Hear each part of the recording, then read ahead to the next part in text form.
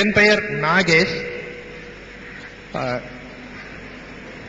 இஸ்லாமியர்களின் அடிப்படை வேதமாகிய திருக்குர்ஆனில் இறைவனை பற்றியும் இறைவனுடைய குணாதிசயங்கள், அவருடைய பண்புகள், அவருடைய வல்லமைகள் பற்றியும் அவர் தமக்கு பிரியமாக ஜீவிக்க வேண்டும் என்றால் எப்படி ஜீவிக்க வேண்டும் என்று சில கட்டளைகளை கொடுத்திருக்கிறார்கள்.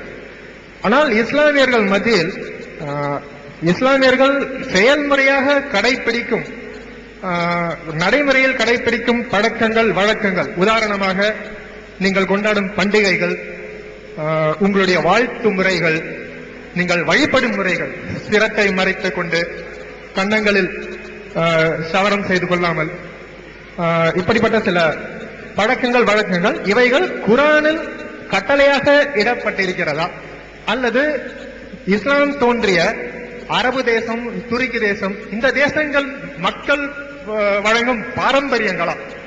ஒரு இஸ்லாமியர், ஒரு முஸ்லிம் என்பது திருக்குர்ஆனில் இறைவன் அல்லாஹ் அவர்கள் கட்டளை இட்டபடி அதற்கு கீழ்ப்படிந்து ஜீவிக்கும் ஜீவியத்திலா அல்லது ஒரு முஸ்லிமுக்கு மகனாக பிறந்ததனால் நானும் ஒரு முஸ்லிம், அப்படியா? நன்றி. ஐயா நாகேஷ் அவர்கள் நல்ல அழகான கேள்வி கேட்டிருக்கிறாங்க.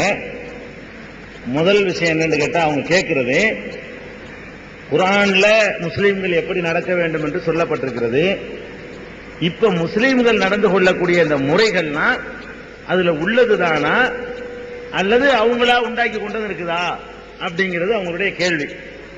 முஸ்லிம்கள் நடத்துகிற நடவடிக்கைகளை எடுத்துக்கொண்டீர்களேயானால் குர்ஆன்ல உள்ளதும் இருக்கிறது, குர்ஆன்ல இல்லாத அவங்களாக உருவாக்கி கொண்ட சில விஷயங்களும் இருக்கின்றன. அதை தவிர்க்க சொல்லி நாங்கள் ஒரு 20 ஆண்டு காலமாக இங்கே பெரிய பிரச்சாரம் பண்ணி ஓரளவுக்கு அவற்றை எல்லாம் மாற்றி கொண்டிருக்கிறோம். உதாரணமா எடுத்துக்கொண்டோமே ஆனால் எங்களுக்கு 2 பண்டிகை, ஒன்னு நோன்பு பெருநாள் ஒரு பண்டிகை, இன்னொன்னு ஹஜ் பெருநாள் ஒரு பண்டிகை. வருஷத்துக்கு 2 தான் எங்களுக்கு பண்டிகை. ஆனால் நீங்க முஸ்லிம்களை சில பகுதிகளில் பாத்தீங்கன்னு சொன்னா முஹர்ரம் பண்டிகைன்னு ஒரு பண்டிகை கொண்டாடுவாங்க. அது குர்ஆன்லயும் கிடையாது, நபிகள் நாயகம் சொன்னது கிடையாது. நபிகள் நாயகத்தினுடைய ஒரு பேரப்புள்ள கொல்லப்பட்டாருங்கிறதுக்காக வேண்டி இவங்க நெஞ்சில அடிச்சுக்கிட்டு கத்தில குத்திக்கிட்டு ரத்தம் வழிய வழிய ரோட்ல ஊர்வலம் போவாங்க. அதெல்லாம் நீங்க டிவியில பார்த்திருப்பீங்க. முஹர்ரம் பண்டிகைங்கிற பெயர்ல இது இஸ்லாத்துல இல்லாதது. இது இஸ்லாத்துல இல்லாமல் முஸ்லிம்களாக உண்டாக்கி கொண்டது. அதே மாதிரி ஒரே இறைவனை பள்ளிவாசல்ல வழிபடணும் என்பது இஸ்லாமிய சட்டம். ஆனால் முஸ்லிம்கள் இப்ப என்ன பண்றாங்க, அதையும் செஞ்சுக்கிறாங்க. அதோட என்னை மாதிரி உங்களை மாதிரி ஒரு மனுஷன் இறந்து போயிட்டான்னு சொன்னா அந்த ஆளை கொண்டு அடக்கம் பண்ணி வைத்துக் கொண்டு சமாதியை வழிபடுறாங்க.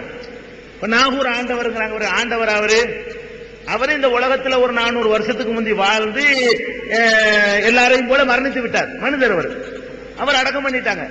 ஒரு அடக்கம் செய்யப்பட்ட இடத்துல போய் அவரை வழிபடுறாங்க பாருங்க, அது இஸ்லாம் இல்லை.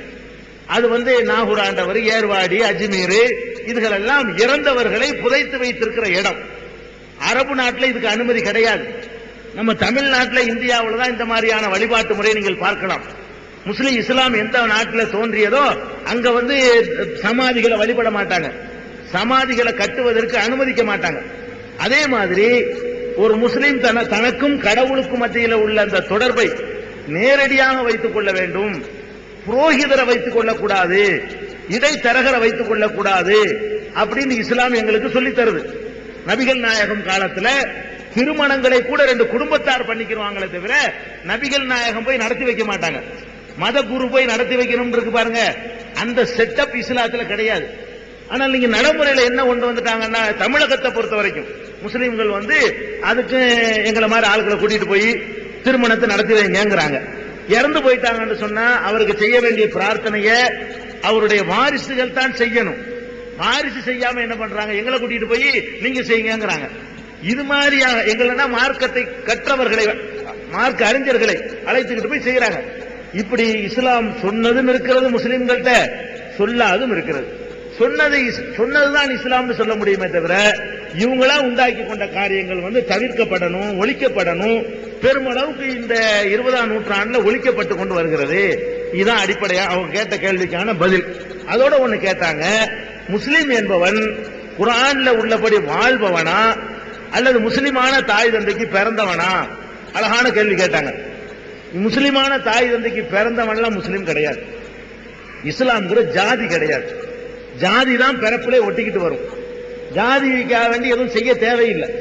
நான் ஒரு இனம், ஒரு குலம், ஒரு கோத்திரம் சொன்னா என் தகப்பனார் என்ன கோத்திரமோ அந்த கோத்திரம் எனக்கு வந்துடும்.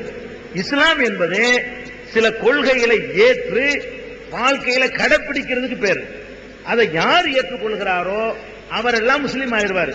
முஸ்லீம் குடும்பத்தில் பிறந்தவர் ஏற்றுக்கொள்ளல என்று சொன்னா உலகத்தில் அவர் தன்னை முஸ்லீம் என்று சொல்லிக் கொள்ளலாம். இறைவனிடத்திலே மறுமையில் விசாரிக்கும் பொழுது அவர் அந்த பட்டியலில் இடம் பெற மாட்டார். உலகத்தில் எல்லாரும் நானும் முஸ்லீம் தான், என் பேர் இப்ராஹிம், என் பேர் அப்துல் காதர் அப்படின்னு சொல்லிக் கொள்ளலாமே தவிர இறைவனிடத்தில் முஸ்லீம் ஆவதாக இருந்தால் பிறப்பு அடிப்படையில் முடியாது.